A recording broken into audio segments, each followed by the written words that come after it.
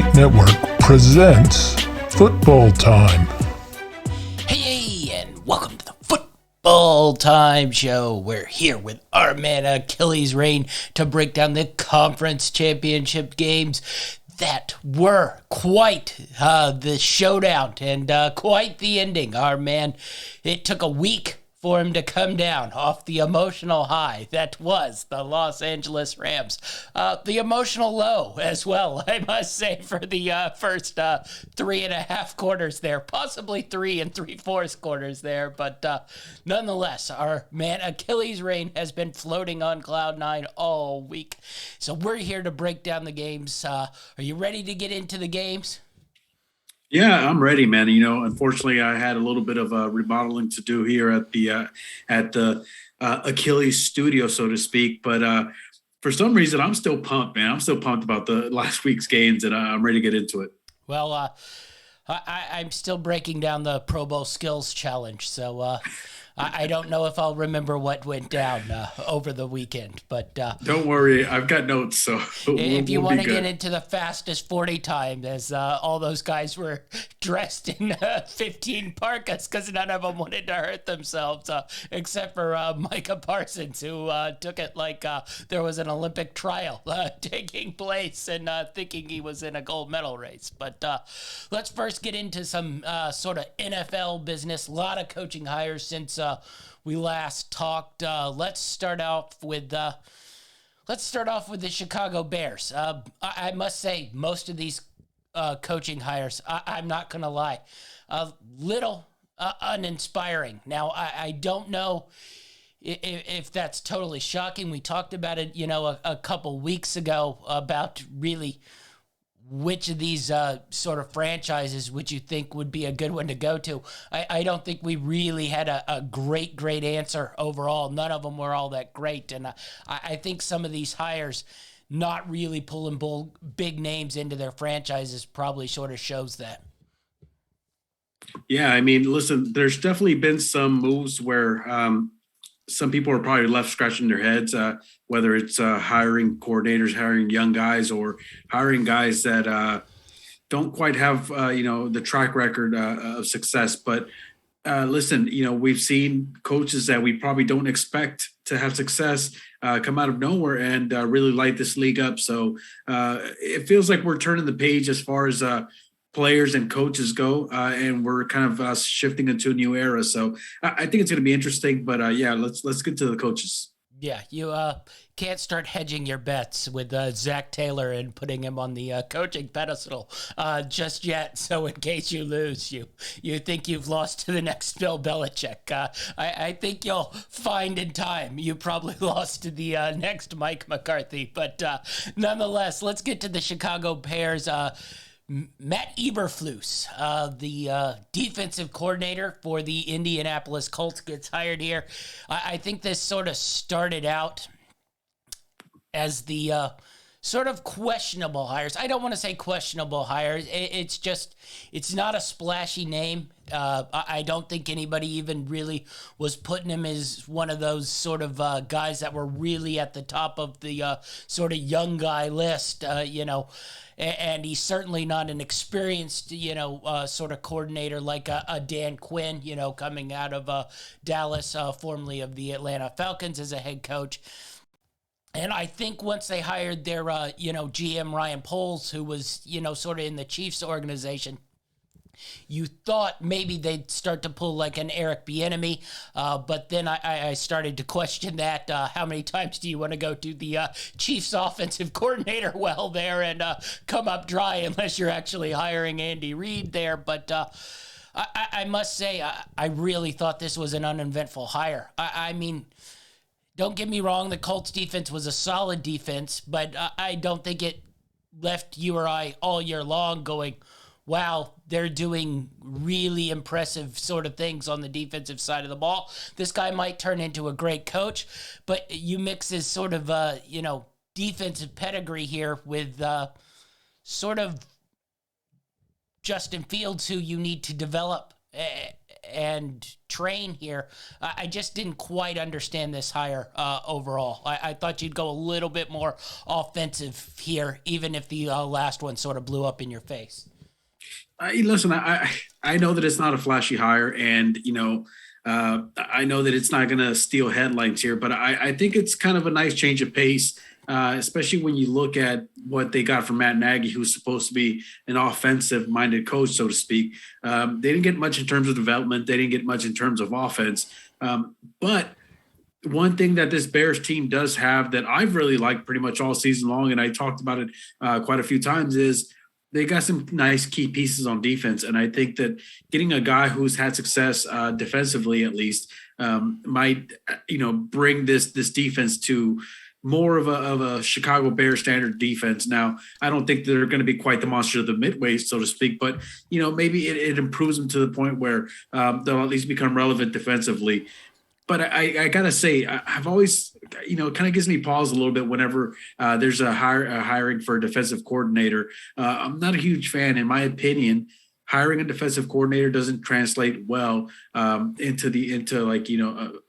far as head coaching goes, into a team that was pretty anemic when it comes to offense to begin with. So a little concerning, but I got to say that as far as defensive coordinators are concerned, and ones that were available, I thought that they did a pretty good job going after a guy they liked that probably wasn't getting a lot of attention. Yeah. I think my more concern here is more, okay, you hire this guy who's a limited experience defensive coordinator to come run your team, and you're trying to develop, a quarterback who I don't want to say is raw, but certainly has a lot of learning to do. So maybe you bring an experienced, sort of veteran offensive coordinator to help you, run things, and they bring in Luke Getsy. I know I'm getting a little deep here, when we're starting talking about, offensive coordinator hires, but this guy isn't even an offensive coordinator. He doesn't have offensive coordinator experience. He was the QB and passing game coach for the Green Bay Packers.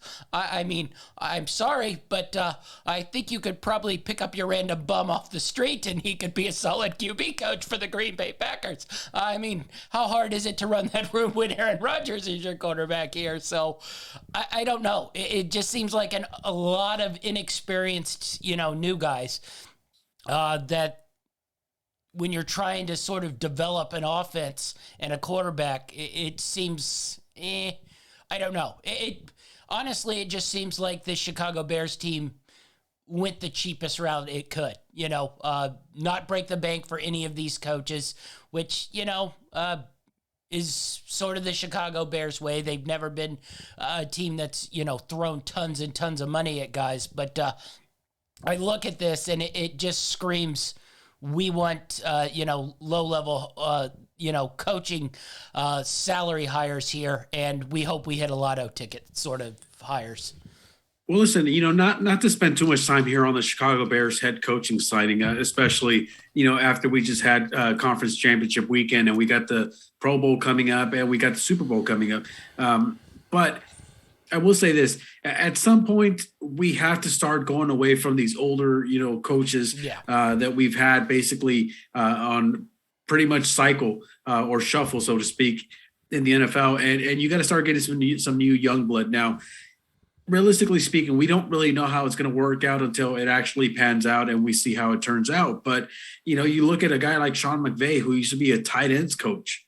I mean, the guy was coaching tight ends. And I'm sure that if you ask people at the time, as much as people might have liked him, they probably weren't, extremely psyched about him becoming a head coach anytime soon. And you look at what he's done; he's led his team to 2 different Super Bowls, and potentially he's on the cusp of possibly winning one. So we never know till it all pans out. And I'm not saying that he's going to be the next Sean McVay, because Sean McVay's in his 30s and this guy's 51 years old, if I'm not mistaken. So definitely leaves a little to be desired, but again, we won't know until it pans out. I think that as far as the philosophy goes for the Chicago Bears, they're more set, in my opinion, on defense than offense. So why not bring in a defensive-minded coach? Yeah. All right, we'll move on to the Denver Broncos, and I think we both sort of talked about this a little bit, and then 2 days ago, the official announcement that the Denver Broncos were going up for sale, and I think that sort of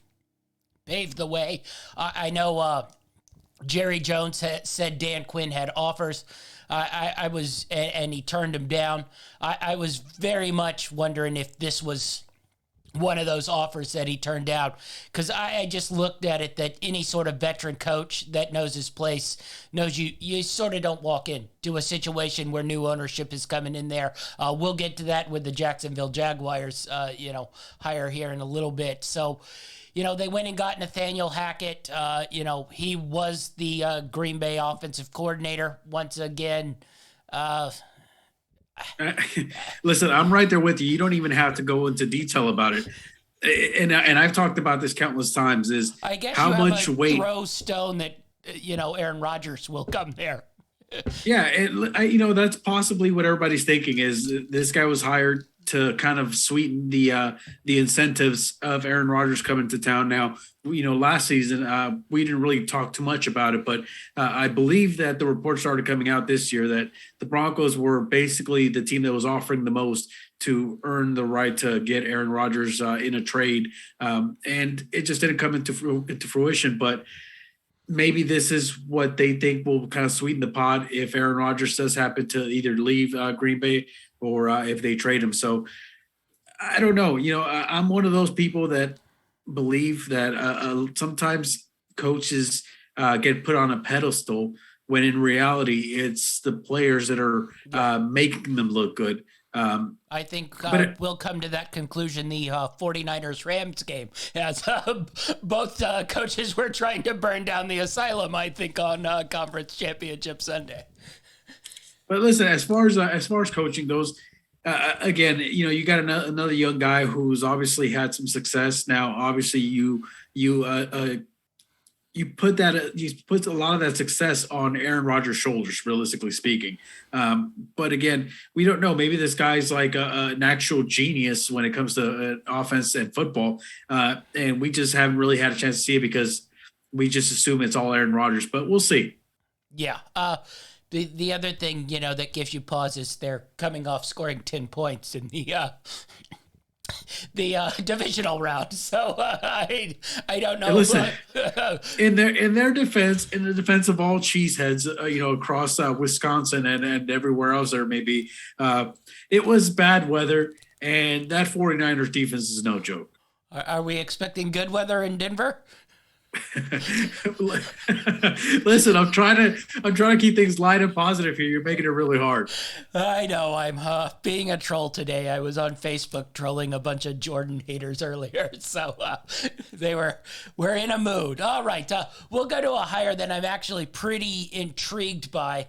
It's sort of a sink or swim one here. Josh McDaniels gets his second chance to run a football team here. The Las Vegas Raiders went out, threw an offer at Josh McDaniels. He accepted it.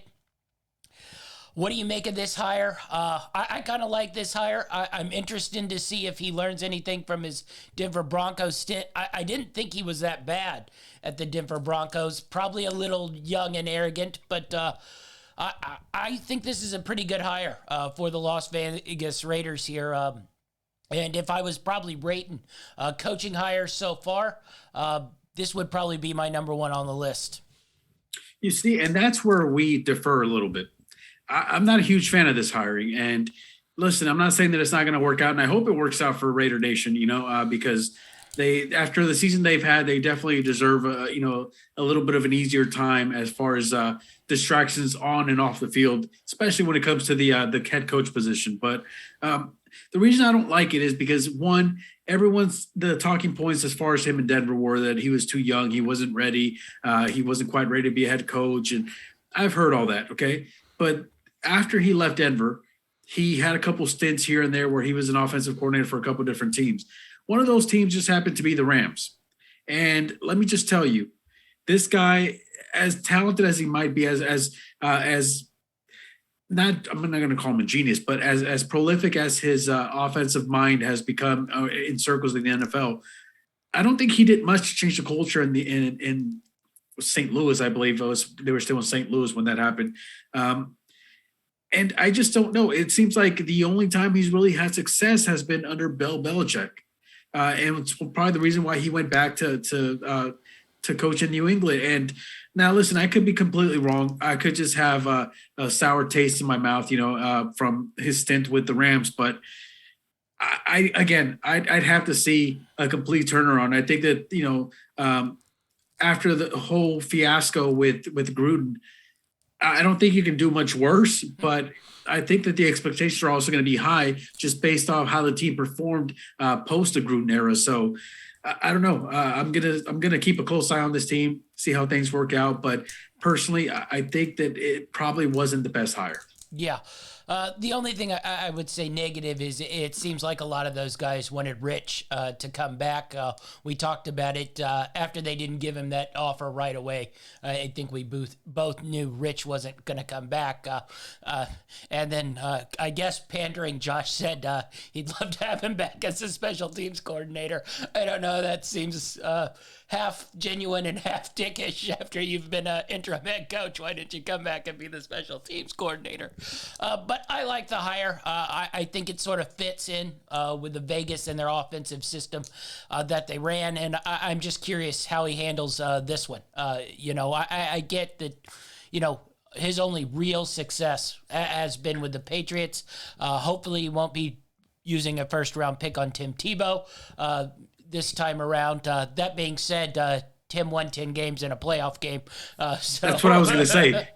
Tim was part of the reason why he had success as a head coach, if any. All right. We'll move on to the next one. And your Rams continue to get poached.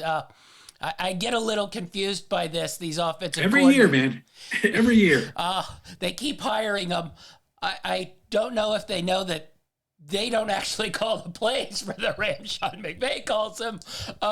So I don't quite know what their true position is as offensive coordinator other than helping to game plan. But that being said, I'm a Kevin O'Connell guy. I liked him as a quarterback when he was at San Diego State.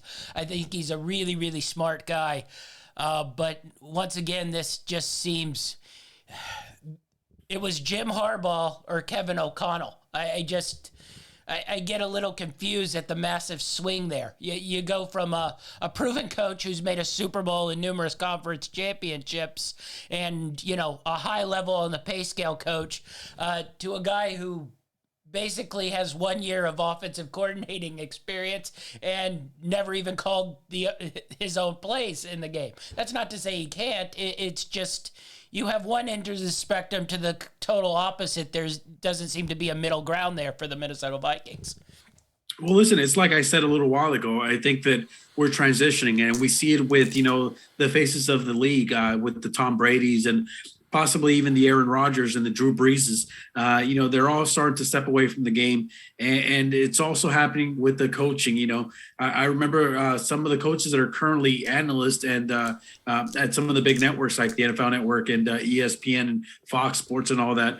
I remember them being head coaches, and I remember thinking to myself, like, when is this guy going to get a call? Like Coward, like when are they going to get calls for a head coaching position? But it seems like we've gone through a transition before, and it seems like we're going through another one now. You made the joke last season and a couple of years ago when the hot ticket to hot commodities were anybody who's had any contact with Sean McVay.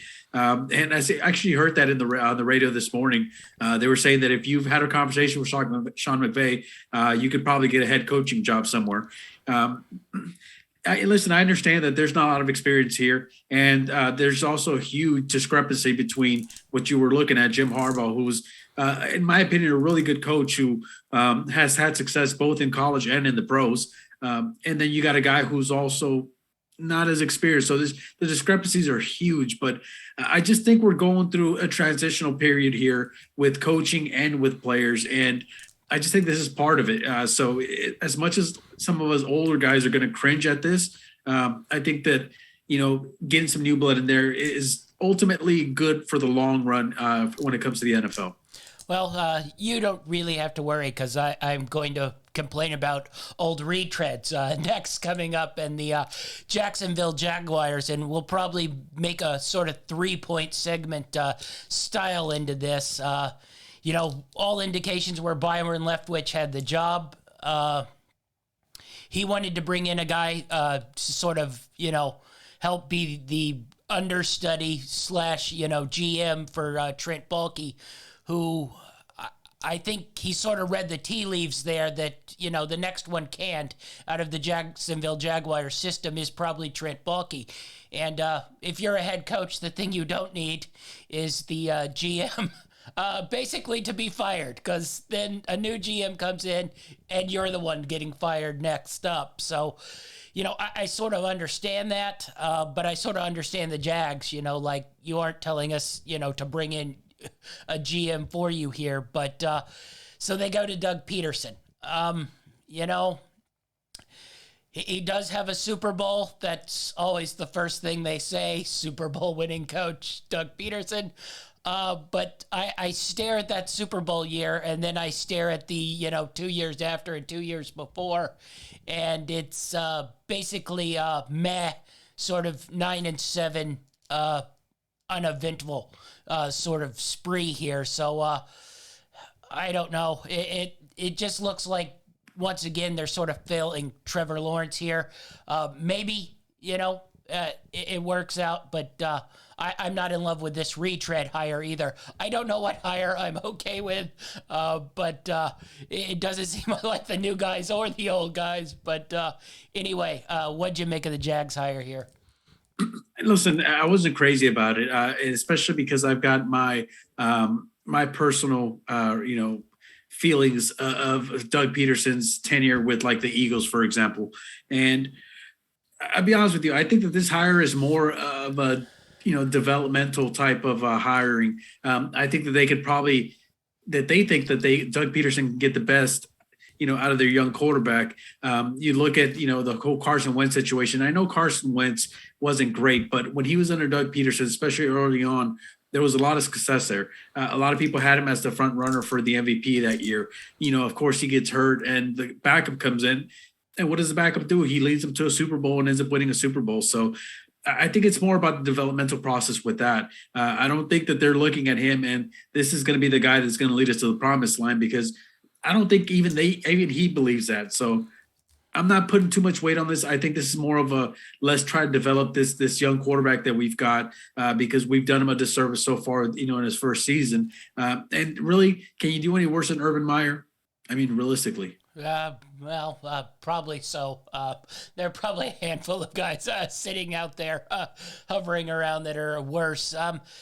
All right, we'll transition to the New York Giants and their hire here, and then we'll sort of spin it off because it sort of tipped off what the big story, was all week this week. We'll get into first just the hire overall. New York Giants hire Brian Daboll. Of the young guys, at least this is one I liked. He, has experience calling plays in college. He has experience calling plays in the NFL. He's been successful in developing quarterbacks. There's at least a track record there of at least some assistant coach success. But then I question why the hell he would want this job. I mean, honestly, I think I'd rather be the offensive coordinator of the Buffalo Bills than the head coach of the New York Giants. That organization is a mess, and, judging just by what went on this week with them, we'll get into it in a second, but I think it's a good hire, but I don't think this is a good situation, and it's just sort of, you're going into a freaking dumpster fire here. I don't love the situation he's going in, and I think it could damage him, as a head coach here. Well, listen, it's definitely not the most ideal situation as far as, kind of getting started with your head coaching career.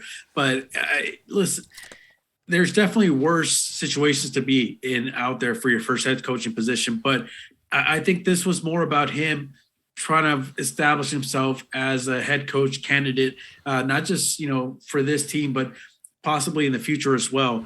You look at this team and how poorly they've played. A lot of it has to do with, just development, and also there just seems to be a complete overhaul in that locker room. As far as training staff and medical staff and all that is concerned, because you're talking about a team that's been plagued with injuries basically over the last 2-3 years. And now you've got a situation where you've got a guy who's had some success. He did spend some time under Bill Belichick. He's had some time with Nick Saban. So he's had that aura of greatness around him. And I guess the hope is that, some of it has instilled in his coaching ways and his coaching philosophy. And if that's the case, then listen, it's not crazy to say that he could turn this team around to be competitive, overnight. It's unlikely, but it's not crazy to say. We've seen crazier scenarios where teams come from complete, obscurity to being complete contenders next season. That's not what's going to happen here. I don't think they have the personnel to do so, but I do think that, bring in some sort of aura, so to speak, the guy, the type that Bill Belichick and Nick Saban kind of walk around with that swagger. I think it does help a franchise, especially one that really has no identity. So I like the hire. I think that this is probably one of the better hires, in my opinion, because you really can't lose much. You only have you can only gain in this situation. So I like the situation for him. I'm glad that he got his foot in the door finally. And I just don't think that it's going to work out quite as well as people might hope.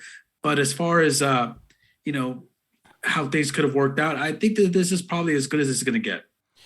Yeah, we'll get into it now, but you just walk into a bad, just sort of franchise front office situation, which led to the lawsuit by Brian Flores, which really sort of got kicked off. Well, I mean, lots of things preceding it, but I think the sort of final straw that sort of pissed off Brian Flores is he got the email, text message from Bill Belichick, sort of congratulating him on getting the job, except it was the wrong Brian. It was Darboll who got the job. The problem comes that the Giants had scheduled Flores to come in for an interview 2 days later. I don't know quite how that works out. You come in and interview for a job that's no longer open. But that's what sort of really, I think, fired off this lawsuit by Brian Flores here. And it does no favors to Brian Daboll walking into this situation. And now you have this lawsuit with probably, I think both you and I agreed, take Sean Payton out of the situation here. I think the best coach on the market, maybe outside of Jim Harbaugh, who, was sort of always 50-50 on the market. I think Flores was the sort of best, coaching free agent hire here. And now we got it tied up in a lawsuit here that's just hopefully going to be a mess for the league, because I pretty much like when the league just looks like jackasses that they really are. Yeah, listen, it's a complicated situation, and there's so many different spectrums when it comes to where you stand on this issue. I think the big issue with him was the fact that, as you mentioned, he had an interview lined up, yet he got a text that someone's been hired. Now, put yourself in that situation. You're applying for a job and you've got an interview lined up and you're really excited about it. You're preparing, you're getting yourself ready. You got your suit pressed and, you made sure that you're well groomed and you've canceled appointments for that day so that you can go and take care of this interview and hopefully land this job that you're obviously excited about. Otherwise you wouldn't be interviewing for it.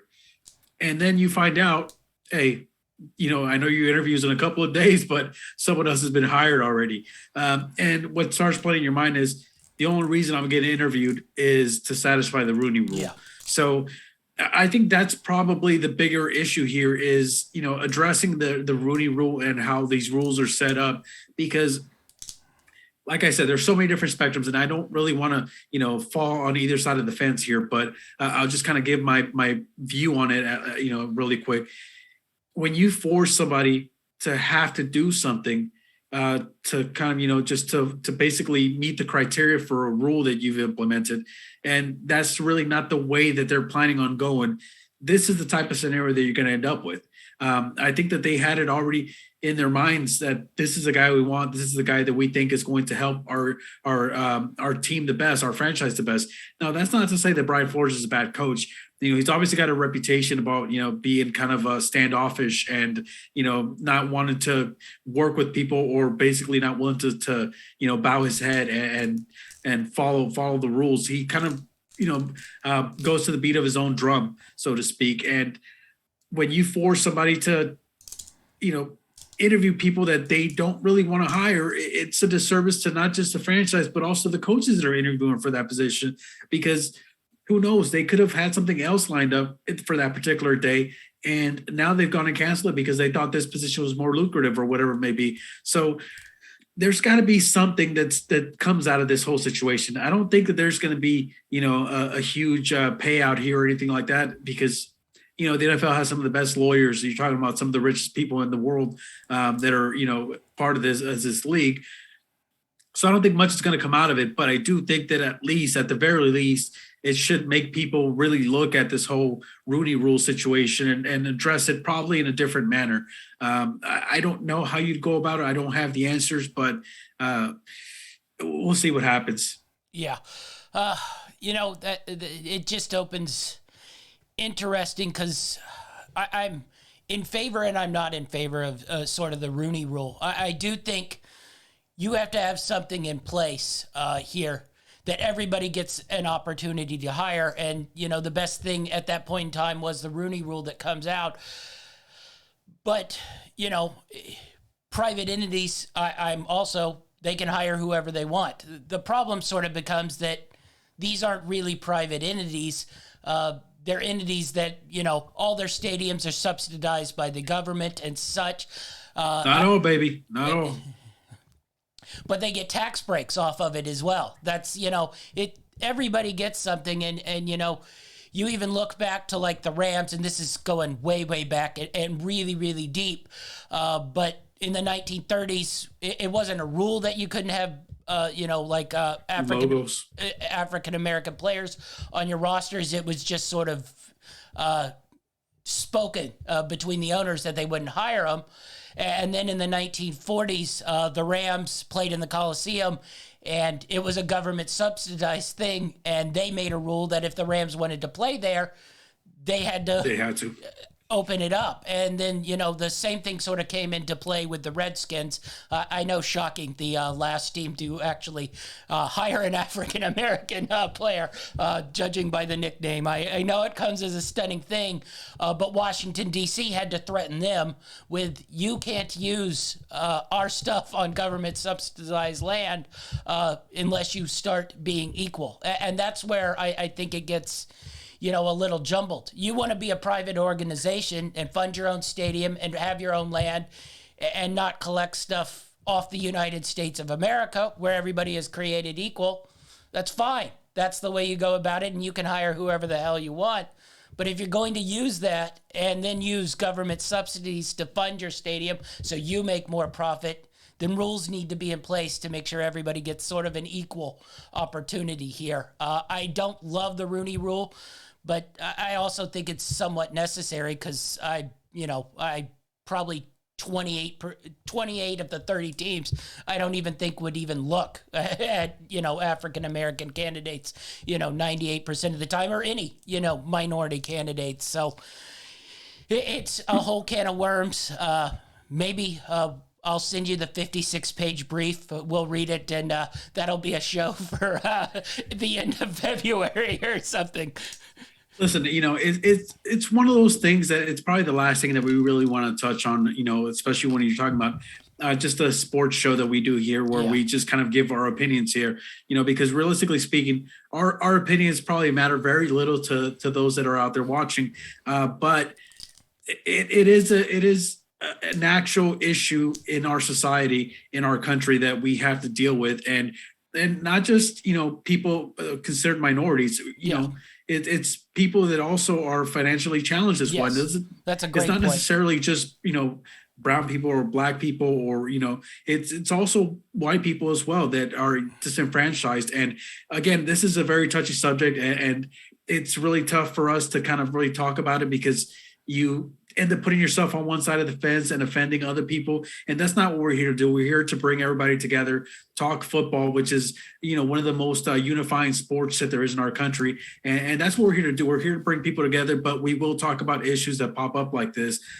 It's unfortunate that it worked out this way, but hopefully, like we said, something gets worked out of this, and maybe they can find a way to improve on this Rooney Rule. Yeah, definitely so. All right, let's get into the games here. Kansas City Chiefs, Cincinnati Bengals. Before I break down here, I think really sort of two plays altered both these games here in huge ways. It sort of changed pretty much everything and changed essentially whole storylines, for somebody like Matthew Stafford or Sean McVay, somebody like, Patrick Mahomes here, who at right before halftime was basically throwing maybe the most perfect quarterback game we've ever seen. And, one little play in each of those I think, really helped flip. Now, other things led to it, but I really do think, one play in both these games really led flip. And Bengals Chiefs, Chiefs just came out, like gangbusters, looked way above class than the Cincinnati Bengals, much like the first game they played. Chiefs were going up and down the field. And then right before, halftime, Pirine probably breaks the biggest screen pass in Cincinnati Bengals history because, that game's lost if he doesn't hit basically that 41-yard screen pass for a touchdown. The Bengals were going nowhere. The game becomes 21-10. But then I want to talk about the play that I think really flipped this thing. Right before half, Bengals punt the ball. I think I looked at you and I was like, I think they gave the Chiefs too much time here. Chiefs go right down, get down to the 5, work this clock beautifully. Miss 2 red zone plays, which, it comes into play also at the end of the game. And then I don't totally mind the going for it on third down with 5 seconds left. I do. I know you do. But I do mind the plane call. That's just got to be, probably a quick slant to Kelsey. It's either there or not there. You still probably have time to kick the field goal. I think this is where sort of Patrick Mahomes started to lose his head. Now, why he threw a swing pass in the field of play when 2.5 guys are sitting there on Tyreek Hill, I don't know. We spoke a lot this year about the arrogance of the Kansas City Chiefs, and, that play looked arrogant. I can get into their head and say, yeah, they're going to get the ball back, at the start of half. This play doesn't matter, but I thought it really mattered, and that's just got to be a pass in the end zone, and Patrick Mahomes did not look right from that play on. Yeah, listen, it was a huge momentum swing. And I know that I said I do mind that play, but in reality, I really don't. Even as conservative as I am, and I like my teams to play conservative, I don't hate the call. I just hate the play call. And as you mentioned it, if you're going to take a shot with 5 seconds left on the clock, take a shot into the end zone or throw it out. Because to throw it, basically outside the hash marks in play, like was it 2-3 yards before the end zone. It just makes absolutely no sense when you've only got 5 seconds, because at that point it's either get in or we're going into the locker room with the same score. You kick that field goal. Now, hindsight being 2020, you kick that field goal, you probably win the game, because you're going to get the ball back second half. You got a little bit of momentum from that field goal. But, in turn, you actually end up not getting any points whatsoever. And the Bengals go into the locker room pumped up. They're excited. They're like, we just prevented them from winning this game in the first half. So their spirits are up. They feel like they've got a shot now. Whereas you're Kansas City, you're like, what did we do wrong? What could we have done better? Why did we do this? And you start to put these doubts into your head. And as you mentioned it, from that second half on, Patrick Mahomes was a different quarterback. And, people are pointing the fingers at Patrick. Some people are pointing it at Andy Reid. And I think it's a culmination of really, we got to point the finger at everybody because that team looked completely different in the second half from what we saw that first half. The Mahomes getting down scrambling, it just wasn't working anymore. And it's not like he didn't have time. There was several instances where I'm sitting there watching him and I'm like, this guy's got 20 seconds to throw the ball. He just could not find anybody open. Yeah. And kudos to the Bengals, man. They did a really good job at not just locking up the receivers, but sticking with them and not letting the play break down. Even though Mahomes had, it seemed like forever most times in the backfield. And then they really did a number on shutting down the running attack. They prevented Mahomes from, gaining yards with his legs, which he was doing an outstanding job of in the first half. And it just completely shifted momentum. And listen, I before the game, we were doing our pick show and I took the Bengals plus 7.5. And I'll be completely honest with you, even though I thought, and I said on the show that I thought it was going to be a close game, I didn't give it a chance of winning this game. I really didn't. I thought that they'd keep it close, but I still thought that there was a way that this Chiefs team was going to win at least by a touchdown. The only reason I took the Bengals in all reality was because of that hook. And it just goes to show you that, especially in the playoffs, kind of like the Giants, when they beat the Patriots in that Super Bowl, you can't count anybody out at, this deep in the playoffs. Everybody's got a shot. Yeah. It sort of played out too. I want to give the Bengals credit, but it's not even like in the second half, offensively, they went out and seized this game. They sort of done what they'd done all playoffs and be opportunistic on mistakes, from the Kansas City Chiefs. You look at that kickoff at half, Chiefs get the ball, they punt. So, you're thinking, Bengals come back, they get the ball, they punt. Then the Chiefs punt again, Bengals kick a field goal. It's 21-13 going into the fourth quarter. I don't even think at that point anybody's going, we're in danger time here. Then you get that weird Patrick Mahomes interception where he basically just throws the screens pass straight into the, defensive lineman. And that's where the Bengals get their touchdown. 5 plays, 27 yards. Opportunistic, game tied 21-21. And then basically in the fourth quarter, neither of these teams played all that well. You got the Chiefs, interception, 3 plays minus 2 yards, 3 plays minus 4 yards, and then that field goal to tie the game. But the Bengals got that touchdown off the interception. Their next series was that Joe Burrow interception. Granted, the Chiefs couldn't do anything with it. Next time down the field to sort of take the lead in that game, it was an 11-play, 46-yard drive for the field goal. But if you remember early in that series, the Kansas City Chiefs linebacker had a chance to grab that pick where he was on the ground. And that's game over for the Bengals. And then the Chiefs go right down the field, 14 plays, 50 yards. And then they get right on the goal line again. And Patrick Mahomes twice just starts, you mentioned it, scrambling back there like a psychopath, not throwing the ball away, not running forward and taking, sack, almost fumbling the game away right there on the thing. Luckily, Buckner kicked it. And then you go into the overtime, 3 plays, interception, Chiefs, 9 plays, 42 yards for the field goal for the Bengals to win it. I will say the Bengals defense really, really did step up in the second half. If you're getting anybody credit, it's the Bengals second half defense. But honestly, I just don't know what happened to the Chiefs in that second half. I mean, it was just bizarre how they were probably gaining 10 yards of play in that first half. Second half, they were going backwards every single drive. Yeah, listen, it was a little perplexing, especially when you look at the way that game played out. You're talking about two teams that had really potent offenses, big star wide receivers like, Jamar Chase and Tyreek Hill and Travis Kelce and Boyd and Higgins. So you got so many different weapons on the offensive side of the ball. And in reality, the stars of this game were both defenses. Kansas City, their defense did a pretty good job that first half at completely shutting down the Bengals. They had a little bit more trouble in that second half, but realistically speaking, it's all because of the lack of offense from Kansas City.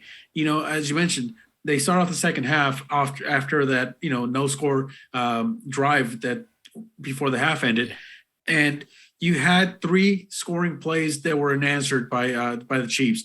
You had a field goal by Cincinnati, then you had a touchdown, then you had another field goal, and the only thing that Kansas City could muster up was a field goal to tie the game and taking it to overtime. But then you go into overtime, and Patrick Mahomes comes out 3 straight plays out of the shotgun before he threw that interception. I don't understand why there wasn't more of a balance. You're talking about it's a completely different game in overtime. Overtime, you start over. You stay balanced again. And I understand that they wanted to win that game. Their Twitter page, they went ahead and tweeted out that they won the coin toss. Yeah, now go out and win the game. Okay, it's not just about the coin toss all the time. And realistically speaking, as you mentioned, this Kansas City offense just completely choked, and their defense tried their best to keep him in the game. But realistically speaking, it was on the offense, and I don't know whether it was the play calling, which I have an inkling it was the play calling because, like I said, 3 straight shotgun plays for Patrick Mahomes when you run the ball pretty well, and not just that, you run the ball pretty well with Mahomes as well. Yeah. Why not throw in a few sneaky plays? This is overtime in the championship game. Winner goes to the Super Bowl. Why not put all your cards on the table and see where it goes from there? You had nothing to lose. You had nothing to lose and everything to gain. But listen, kudos to Cincinnati. They stepped up big, and the offense did enough to help that team make it to the Super Bowl. And this is why they're the AFC champions now. And now Kansas City's sitting at home pointing fingers at who's to blame here. Yeah, you mentioned it and touched on it. You must have read my mind, but the Kansas City Chiefs ran the ball 24 times for 139 yards. That's 5.8 yards a carry. McKinnon, 12 carries, 65 yards. Edwards-Helaire, who broke off a couple good runs there, 6 carries, 36 yards. I just don't understand, especially, I looked up some nerdy stuff, and the Bengals dropped 8 people back in the, field. 90% of the time. If they're dropping 8 and you're running 6 yards a carry, you just got to balance that out. There was a reason why Mahomes had all day, because they were rushing 3, sometimes maybe 4 guys, and everybody was standing out there in the outfield, and Mahomes was just dancing around.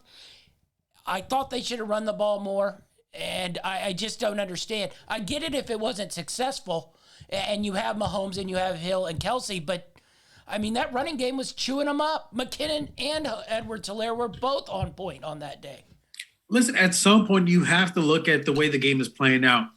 Football is one of those weird sports where you do kind of have to go based off what you're seeing in the moment. And look at Patrick Mahomes, the entire second half. And now, mind you, this is the second half in overtime, but he had a 12.3 passer rating. 12.3. Patrick Mahomes, one of the front runners for the MVP award, probably in a lot of people's opinions, the best quarterback in the league, the most exciting quarterback in the league.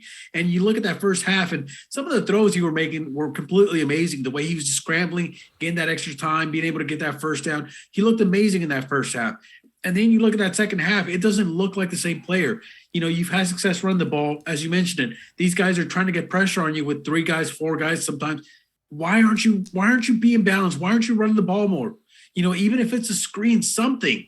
Try to throw this defense off balance. Make them stack the box a little bit more. I don't understand the way they called it. All I can say is that Cincinnati defensive coordinator must have seen something. And he probably figured, you know what? Let him beat us with his feet. Let the running attack beat us. We're not going to let Patrick Mahomes with his arm beat us. And listen, it worked. It worked. It's plain and simple. That's all we can say. It was a horrible second half for Kansas City. It was a great year for them overall, but definitely not the way you wanted to end it. Yeah. You know what it reminded me of a little bit is I think it was 2010, the Lakers played the Celtics, and the defensive strategy of the Celtics in that Game 7 was basically, we're going to put 2 on Kobe, because Kobe's going to want to win this game himself, and he's going to shoot it no matter how many people are on him. Now that being said, Kobe, took the bait Rest in and peace. did it for 3/4 of those games. And basically, they won that game because of Paul Gasol and Ron Artest. That's The big probably Spaniard, baby. that's probably a different fight for a different day. Why Paul didn't win the MVP there, but it sort of reminded me of that. It was like, we're going to drop our whole team back out there, cover, and they aren't going to want to run. They're going to want to run their little fun stuff, and Patrick Mahomes is not going to be able to resist and just be able to hand the ball off, and put this game away. Because honestly, if they had just handed the ball off, they probably wouldn't have had those turnovers. And it wasn't like the Bengals offense was free flowing and, jacking up yards. You mentioned it, Jamar Chase, 6 catches, 54 yards. P. Ryan had that one big run. Higgins was really, really good. But Mixon, 21 carries, 88 yards, 4 yards a carry. I mean, Burrow wasn't even all that great. 23 for 38, 250, 2 touchdowns and a pick. It just they sort of goaded the Chiefs into wanting to do their fancy stuff, and it just seemed like they got out of rhythm. And Cincinnati, who, one of these teams seems to pop up like every 10 to 15 years in the NFL. You're not sure how they won 3 straight playoff games. It took basically 2 goal line stands in 2 of the games, and Ryan hit Tannehill to throw a pick as the Titans are driving down for the game-winning field goal. But all of a sudden, they're in the Super Bowl with a chance to win it here. But kudos to Cincinnati. But, I look at this game, and I'm like, the Chiefs are the reason the Cincinnati Bengals won this game. Listen, and not to take too much away from the Cincinnati defense here, but you look at the targets here for these for the wide receiver, for the skill guys on the outside, and between Travis Kelce and Tyreek Hill, they had, I believe, 21 total targets out of the 39 pass attempts that Patrick Mahomes threw. And it was a little bit like that Packers game where Rodgers just got sonared in and threw every pass to Devontae Adams, and it was like, and listen, not to say these guys aren't talented. They're obviously really talented, but how many catches did Tyreek have in that second half and in overtime? I think he had maybe 1. 0. He had 0. I mean, I could be wrong, but based off what I was looking at, he didn't have a catch in that second half. I think the one I'm thinking of, he had that carry off of a play, but it might have been Hardman. I know they ran something tricky with a wide receiver, but I think you're right. I don't think he had a catch in the second half. And it's not like he wasn't targeted. He was definitely targeted. And I think one of those targets actually led to an interception. Yeah. I believe it was the interception. They were throwing that screen pass to Hill. That's where I remember they were setting up that screen pass for Hill. Mahomes forced, the ball through 5 Cincinnati defenders, hits the defensive lineman in the gut. 4 plays later, Cincinnati's in the end zone for a touchdown to tie it. Now, listen, it's hard to really, blame, Mahomes for wanting to go after these guys. Obviously, they're super talented. You saw in that first half how they were basically shredding that Cincinnati defense between Kelce and Hill. It looked like, I remember playing, a game called Fight Night back with my brother, boxing game. And every now and then I got so good at the game that basically what I would do is I would let him fight with a heavyweight and I would go down to a featherweight. And that's the only way that we could balance it out. But this is the thing. If we had 2 people of, equal talent level playing that game, and you get one guy with a heavyweight and one guy with a lightweight, it's not even close. And that's what it felt like in that first half. So for the outcome to end up the way it did, I got to say it was shocking. Even for someone who made money off the game, it was shocking. Yeah. I just did body punches to handicap myself. I'd always be Roberto Duran and only throw body punches and see if I could win matches. Hit stick, baby. It's all about the hit stick. All right. Anything else on the Cincinnati-Kansas City game? Other than does Cincinnati ever return to a Super Bowl? Listen, the talk of the town right now is Joe Burrow and how Chuck Norris crumbles with fear when he steps into the same state as he. And listen, it's all fun and games and everything, but they've earned this. They've earned their ticket into the playoffs. They had a really tough route. They had to go up against the number one seed with the Tennessee Titans. They beat them. Then they had to go up against the Best team. Raiders. Was it the Raiders in the first round? Yeah. So I mean, they played the Raiders, who was obviously that was probably a much easier matchup than they could have had otherwise. But they had to face the number one seed, and they had to face the number two seed. I don't think that there's a tougher route in the AFC than going up against the Titans and then the Chiefs afterwards. So kudos to them. They're in the Super Bowl now. That's all that matters. That's all that should matter to anybody, any Cincinnati fan, the Who Dey Nation. That's all that matters. You guys are in the Super Bowl now, and regardless of the outcome, which we'll get into that next week, regardless of the outcome, you will always have this moment. You guys beat the top quarterback in the league. You guys beat the top team in the AFC, and you guys are going to a Super Bowl with your second-year quarterback.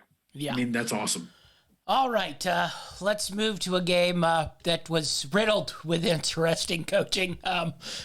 Somehow it managed to be coached worse than the Chiefs-Bengals game, but nonetheless, all is written off when you come out a winner, and the Rams came out a winner on a nice game-winning kick and then game-winning stop. I don't know if we quite put it at that. I don't know what that last drive technically was for the 49ers, but we'll go with stop. It was gold, baby. It was gold. Yeah, I don't think anybody sat there and was like, yeah, Jimmy's going to lead him here. He's been on point the whole time. But this one got off interesting, as in it was sort of playing out the typical Rams way. Rams are dominating the game. 49ers are winning the game here. I thought it basically started with the terrible interception by Stafford as they drove down there right on the goal line. I think that sort of flipped all the momentum. Granted, I will say the Rams defense, if there was ever a day they finally stepped up and played massive football, it was this day. They shut down the San Francisco run, which really came back to play in that second half when Shanahan, for some reason, totally abandoned it in that fourth quarter and was just said, Jimmy G, go win us this game. And sadly, Jimmy couldn't win that game for him, and Stafford made a handful of really good throws, or Cooper Kupp was really, really good, I think would be my actual assessment of this. But, not a lot to sort of break down here in the first half. I mentioned the interception on the goal line. Debo broke, his, typical big play here. Matt Gay missed a field goal again. That has to be starting to be concerning in the Super Bowl here because he's come up, I think, short twice now on 40-yarders, which is a little bit weird, but nonetheless, right before half, 49ers get a field goal, 10-7. I don't think there was anything all that worried about, but I think total momentum was lost, and I think this is where the coaching really, really got weird. Rams were driving it down, third down and short. They go empty and run. I don't quite even know what the play was. I guess that was supposed to be my flag. Sorry. I guess theoretically it was a football play, but I'm not 100% sure. It got messed up. And then they choose to go for it on fourth down. I don't hate the decision, but they do the thing that they've sort of done, and they just try to grind it up the middle with Stafford. He's nowhere close, and then your boy McVay decides to challenge the spot, which they got a beneficial spot anyway, and they still didn't get it. Not to mention, I think in the history of challenges, challenging a spot on a half-yard play has been successful probably, 0% of the time. And next thing you know, Niners get the ball 17-7, and it was looking a little bleak, really, at that point. So what'd you make of that sort of first really, really interesting coaching decision and that first half? Listen, you pretty much nailed it on the head. The game was going pretty much how all Ram games against the 49ers went this year, which except for that first game, which was a complete obliteration. But, you look back at week 18 and the Rams actually had a lead going into the half at that particular moment, or I don't know if it was a lead, but I remember that it looked like they were the more dominant team. And then they just completely fell off the rails, and the Niners ended up coming back and they won that game. And listen, I gave it to them. I handed it to them. They were more physical. They wanted that win a lot more. They coached a lot better. And that says a lot, especially because Sean McVay has definitely had his blunders so far this season. But I think overall, a lot of people just assume he's a good coach and he does a pretty good job play calling and clock management. But for some reason, when he goes up against his 49ers team, he always seems to struggle and makes bonehead decisions. Now, I'm not calling him a bonehead because we ended up winning the game. So Coach McVay, yeah. But listen, I have to admit, I had to revert back to my EA Madden days with my brother, my brother who's a big 49er fan. Of course, he was sending me all the things on Snapchat, like, oh man, great play. Oh yeah. Just rubbing it in. So I reverted back to our Madden days when he would take a big lead and it looked like there was no way I was going to catch up to him. And I'd start conceding the game pretty much early on. And he knew exactly what I was doing. So when I started sending messages on Snapchat, and I think I sent a few to you as well, he wasn't falling for it. He wasn't even responding. He just completely stayed quiet. And of course, at the end of the game, when the Rams ended up winning the game, he sent me a message saying, "Of course, you had to revert back to your pity rules." And listen, it was a grinded out game. It was gritty. It was nasty. It was ugly. That's exactly how you want a divisional matchup to go, let alone a championship, game. And this is NFC West football right here. This is exactly what it is. It's two teams that hate each other, two cities that basically have a disdain for each other, two fan bases that really don't like each other, just going at it. A really physical game. You saw a lot of big hits, a lot of big plays, some plays that were, let's just say, a little dirty, probably on both sides, more so on one than the other. I'm not going to get into that. But at the end of the day, the Rams were the better team. And I think that if you were going to win, a ticket, a chance to go to the Super Bowl, I don't think there's a better way to do it than to beat the team that's had your number over the last 3 seasons, the team that basically swept you this whole year, the team that was riding high with momentum and swagger, coming out with the boombox, calling your home stadium, Levi South, and I don't blame them. Their fan base did a great job at filling up that stadium. But listen, man, those Rams, they're built for this kind of situation, man. It's what they're built for. Yeah. I'm going to give Matthew Stafford a little credit on really the sort of drive that I think turned this game before I sort of hammer him for decision-making later in the game. But that touchdown, that was probably the best drive by either team the whole game, right at the end of the third quarter, right at the beginning of the fourth quarter, where they went 7 plays, 75 yards. Now, a lot of that was Cooper Kupp. But I thought that was Matthew Stafford's probably best and most clutch drive I've ever seen him.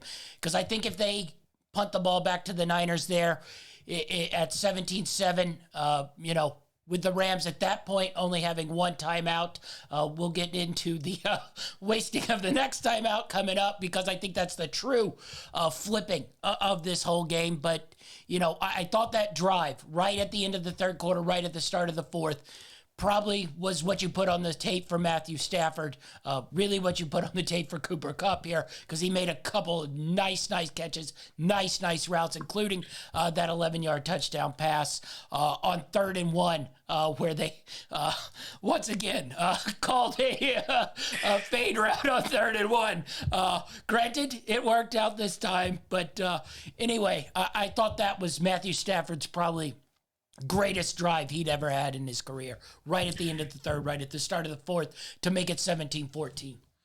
Now, listen, I think it goes without question. Everybody knows how great Cooper Kupp has been this year, but I still don't think that the guy gets enough credit for what an amazing year he's had. I believe that he surpassed Larry Fitzgerald in, yards in the season, with the playoffs included. And Everyone knows he's going to go to him. Everyone knows that he's the guy, yet they can't stop it. I mean, he had 11 catches, 142 yards, two touchdowns on 14 targets. Yeah. That's just insane in a conference championship game against the team that knows. Listen, he's had success against the Niners team. We talked about it in the previous show. He's gone over 100 yards in both games against the Niners team, and they still won the game. I think the key difference in this particular matchup was the defense. The Niners team is a very physical team, but Jimmy G is not going to lead them to victory. This team is going to win by playing solid defense and running the ball. This is what they're built like. And you look at Mitchell's average, he ran the ball 11 times for 20 yards. That's a 1.8 average per rush. You can't win football games like that. And that's not on him. He's a good player. This is on the Rams defense. They completely, honed in on him, and they were like, we are not going to let him beat us. Deebo Samuel's going to do his thing because the guy's a monster. Love him, hate him, doesn't matter. The guy's a beast. I'd love to have him on my team. Now, obviously, I wouldn't trade him for the guys we have now because I love the chemistry we've got right now. Odell Beckham, huge. We talked about how he had Van Jefferson for him. I like Van Jefferson. I think he's got a lot of potential, but Deebo Samuel's a better player. But listen, stop getting me off topic here, okay? I'm trying to relive the moment. Trades. You're willing to go Van listen, Jefferson. we could talk about that during the offseason, okay? I think Van Jefferson would be completely satisfied if I were to tell him, hey, how about we get you a Super Bowl ring, and then we'll send you off somewhere else where you can be the guy. I think he'd go for it. But listen, again, this defense played outstanding. They did a really good job. And this is probably the best game that Garoppolo has had during this whole playoff run. And, they were really close to pulling it off. But ultimately, that Rams defense was just a little bit too much for him. Yeah. Now I'm going to get into the series or sort of combo series that really, I think, flipped this game. And, I don't know. The coaches from here on out seem to be sort of trying to one-up each other for poor decision-making. The Niners get the ball back off that touchdown. Start driving it down, get the ball to I think about the 45-yard line of the Rams. It's 3rd and 2. They run that weird play with Juszczyk up the middle. I don't hate it, but, that might be a time where Deebo Samuel should probably have the ball in his hands here on 3rd and 2. But I guess the ball comes loose, if you want to call it that. It comes loose after he's laying on the ground for 25 minutes with the ball on the ground. But 3rd and 2 at the 45. Your boy Sean McVay challenges that, loses his last time out. I know at that point you were probably ready to set Los Angeles on fire, or at least getting ready to replace the coach there. But then I just don't understand why Shanahan then didn't go for it on the 4th and 2 at the Rams 45. He chose to punt the ball. They punt the ball 35 yards to the 15-yard line. They essentially gained 20 yards of field position there. I don't understand that. You're a team that's based on being able to get those sort of yardage and creativity plays. 4th and 2 from the 45. I think you got to go for it there. And then the real play that sort of swings, I think, everything. Stafford does his maneuver where he just skies a ball straight up into the middle of the field. Basically, I think on purpose to a San Francisco 49ers player. It's hard. He drops the ball on possibly the most easiest interception I've ever seen in my life. Technically, it was to the aforementioned Van Jefferson, but he was about 40 yards down the field, nowhere to be found, and he drops it. Next play, Odell Beckham catches a 25-yard pass, 15-yard penalty, probably out of frustration there, and the Rams are basically in field goal range 2 plays later on that, kick the field goal and go for it. But that's the sequence, I think, that totally flipped this. I do think the sort of punt decision on 4th and 2 from the 45, but that interception there, this is why I sort of don't love, giving quarterbacks and everybody credit. You've won 5 Super Bowls. You're the greatest ever. Yeah, if that guy catches that interception, everybody's getting out the torches for Matthew Stafford, and we all hate him. And now he's the conquering hero who left the Lions and led him to the Super Bowl. It's basically one play where a guy drops an easy interception, and where he's a hero, he's a GOAT. It's all just on that play. But I can't tell you how much I thought the game swung there. 4th down, punt the ball, interception dropped, and then 25-yard catch to Beckham, 15-yard personal foul penalty. Then I thought the Niners did a good job holding them to a field goal, but nonetheless, we'll get into those last 2 drives. But that sequence, you got the McVay ridiculous challenge, you got the 4th down decision, you got the interception, and then the Beckham catch with the penalty. That was just a hell of a sequence there that basically was the deciding factor in this game. Well, listen, there was definitely a lot of questionable calls in this game from both sides of the ball and both teams here. And I understand people's frustrations with all that, but let me turn into an offensive lineman here and try to kind of protect my quarterback and throw a jab straight here real quick. Yes, I've heard it all week long. If Jackie Stark get that interception, the Niners win the game. Listen, the Niners weren't doing anything on offense. Okay, the Rams offense was actually moving the ball. They were actually having success against this, stout 49ers defense, which I totally give them credit for. They were having really good defense. But the Rams were having success running the ball. They were having success throwing the ball. And they were remaining balanced.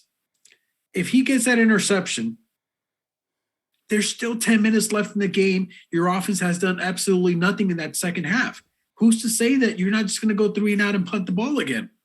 People are assuming that just because you get an interception, it automatically gives you a touchdown.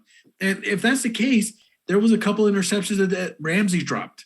So are we going to count those 2 and say that we would have scored a touchdown off of those interceptions?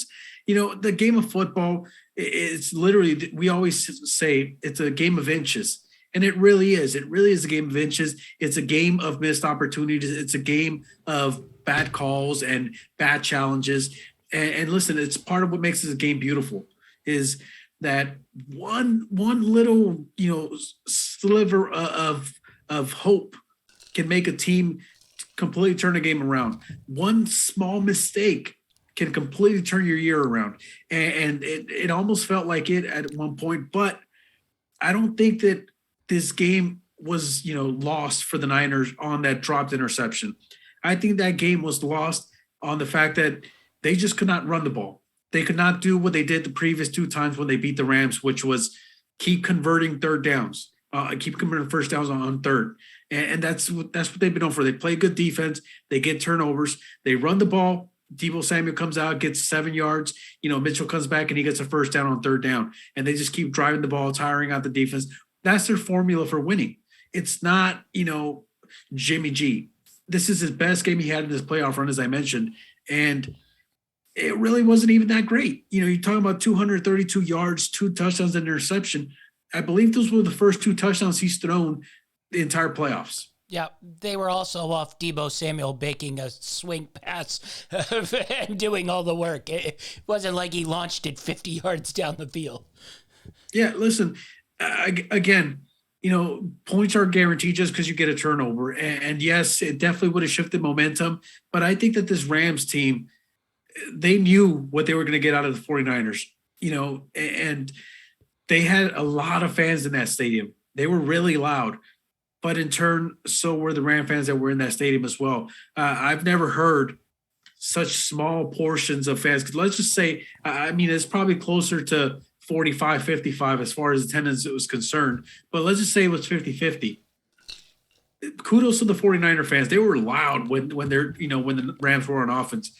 But so were the Rams, and it really became almost like a neutral site game. And I think that's going to be the case for most of these bigger stadiums. We've talked about it countless times. These travel destinations like SoFi and AT&T Stadium, these places it's just how it's going to be. These are travel destinations. This is what we're going to get. But again, I don't want to put too much emphasis on that dropped interception by Tart because I feel like there was still too much time on the clock, and it almost felt for Ram fans in general that we were destined to win this game. And I know obviously that there's a bunch of stuff that comes into play, but I just had that feeling, especially in that fourth quarter, to overcome, a 10-point deficit to come back and win the game was pretty outstanding. But I know there's some more plays you want to get into, so I'll go ahead and let you talk a little bit. Well, at that point, Sean McVay appeared to be trying to burn down the ship there, but the Rams defense and key plays on offense stepped up and kept them in it. But here's where I think Kyle Shanahan decided to bring gasoline on the poor coaching fire. We talked about that interception leads to the tying field goal, 17-17. You're reset. And really, I think if you told the 49ers this is 17-17 with 6 minutes to go and the Rams have no timeouts, I think they take that all day long. But you mentioned they weren't able to run the ball all that well, but this is where I question it. I don't think that means you abandon it, and you certainly don't abandon it where the Niners get the ball back off that field goal. 1st and 10 from the 25. Garoppolo, shotgun, incomplete pass. Penalty, shotgun again, delay of game. 2nd and 15, shotgun, incomplete pass. 3rd and 15, shotgun, Garoppolo, incomplete pass. You're not under center or doing anything that makes the San Francisco 49ers offense a success at all. 3 straight shotgun passes, technically 4 straight if you count the delay of game. And it's 3 plays, minus 5 yards, 23 seconds off the clock to a team that had no timeouts. You could have kneeled the ball down and taken 2 minutes off the damn clock. Listen, you go. It plays exactly the way that the Tampa Bay game played out. The Rams were having very little success run the ball, but they had the advantage by actually having the offense on the field. And what did Sean McVay do? Some people are saying, pass the ball. You can pass. No, run the ball. You got to run this clock. You got to leave as little time as possible. You don't want to give any team, any quarterback the ball back with, plentiful time for them to work their offense the way they normally do. You want to make it as tough and as complicated as possible for them. And you're right. San Francisco did a really poor job. They should have been running the ball a little bit more. Even though they weren't having success, they lost all balance. And guess what happened? The Rams knew what they were going to do. Yeah. Rams get the ball back, and really the biggest play of the game, that 3rd and 3 on the San Francisco 37. Cooper Kupp makes a ridiculous catch and route for 25 yards. Rams are in business. They sort of stall out. I thought they got a little too conservative too. I think that's where they ran that screen pass on 3rd down. And I'm like, dear Lord. I would much prefer a run at that point. I know. I was like, are we trying to, put the kicker out there who's kicked 2 balls short in the last 2 days? Make it tougher for him? Yeah. They get the kick, and then, once again, granted, at this point, the Niners didn't have a ton of time left, 1:46. But shotgun Jimmy Garoppolo, interception, game over. Those last 2 drives, Jimmy Garoppolo was in shotgun 6 times, did not complete a pass and threw an interception. And then the other thing, how many times do you think Deebo Samuel touched the ball after the 10-minute mark of the 4th quarter? I would say maybe twice. He touched it 0 times after the 10-minute mark of the 4th quarter. It's almost honestly, like we're replaying the Kansas City a direct game. Snap and running up the middle. You have to get the ball in that guy's hands. We talked about it on Sunday. He literally breaks a big play against the Rams every time. You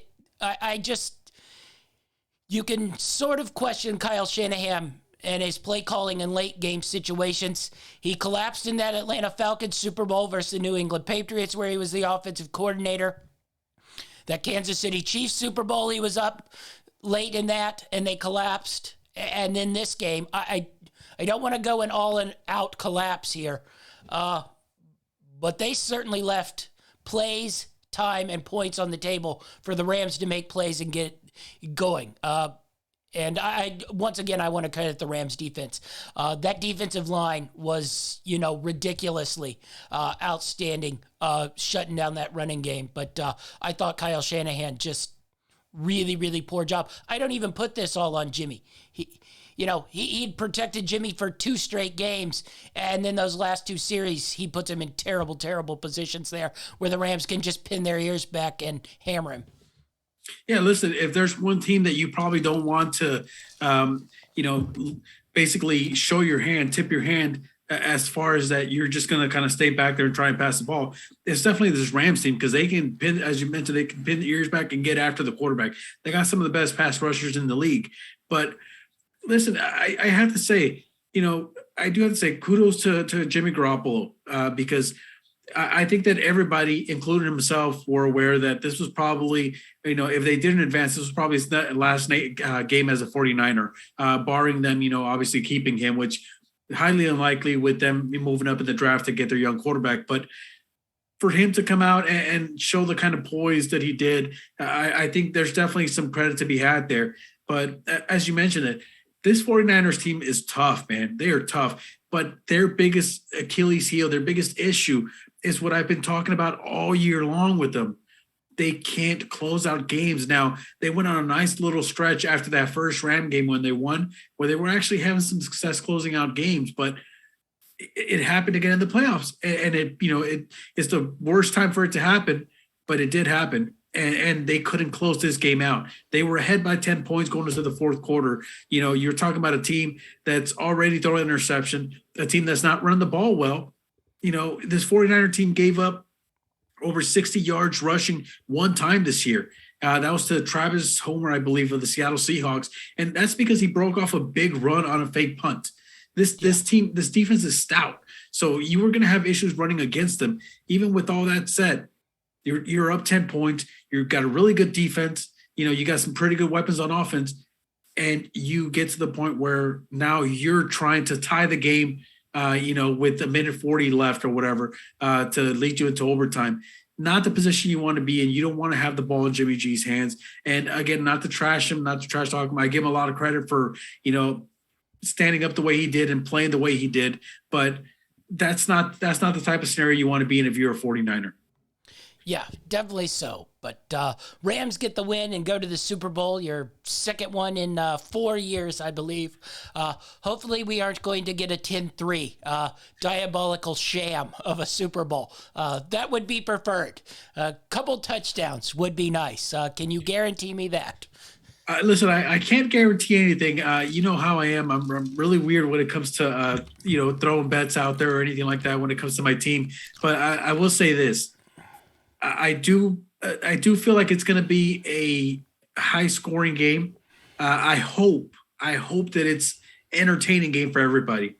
At least the NFL fan in me wants it to be entertaining Super Bowl for everybody, because we've had a really good playoffs. I think maybe the wild card round wasn't that great, but there was a few good games there, and then the divisional round was awesome. The conference games were awesome. And now it would be a bit of a letdown if the Super Bowl was entertaining. But as a Ram fan, I hope it's a boring Super Bowl. I hope that it's completely one-sided and everyone wants to turn their TVs off early, because that will probably mean that Achilles will be happy all year long. But listen, I hope we get a good Super Bowl. That's all I hope for. Yeah, definitely so. All right, we got the review in the books. We got some NFL news in the books.